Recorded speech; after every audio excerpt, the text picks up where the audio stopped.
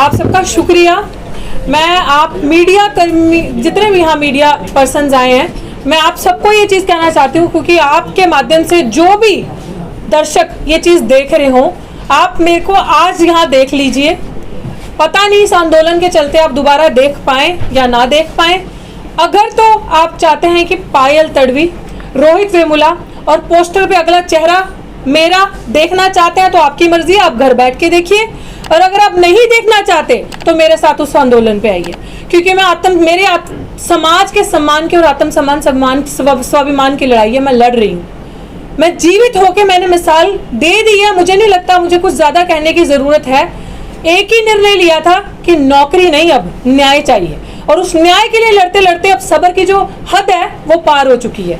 इसलिए आप सबके सामने है, निर्दोष यहाँ खड़ा है, नौकरी से बाहर है, दिल्ली विश्वविद्यालय के अंदर जो आरोपी है, जो क्रिमिनल है, वो कुर्सी पे बैठी है, आपके सामने है। तो ये दो किस्म की प्रक्रियाएं जो दिल्ली यूनिवर्सिटी से हो रही हैं। आप मेरे साथ एक एग्जाम्पल प्रोफेसर रतनलाल का भी ले लीजिए। सीनियर प्रोफेसर है, एसोसिएट प्रोफेसर है दिल्ली विश्वविद्यालय में। आप सबको उनका केस पता होगा। क्यों दे रही हूं उनके एग्जाम्पल, क्यों जरूरी है कि अगर आप उनका रिकॉर्ड निकाल के देखो तो उनसे पढ़ा लिखा प्रोफेसर आपको दिल्ली विश्वविद्यालय में कोई नजर नहीं आएगा। प्राचा सर बार बार ये चीज कहते हैं कि अगर SC ST का प्रोफेसर है इतना ही काफी है, उसकी काबिलियत हमें बताने की जरूरत नहीं, क्योंकि हम दावे से ये चीज कहते हैं कि वो 100% काबिल होगा।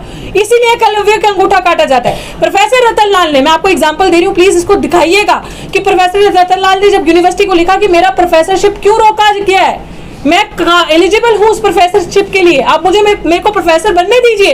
तो यूनिवर्सिटी आगे से रिप्लाई करती है रतनलाल सर को कि आपको इसलिए नहीं हम कर रहे प्रमोट क्योंकि आपके ऊपर FIR है और आपका केस पेंडिंग है।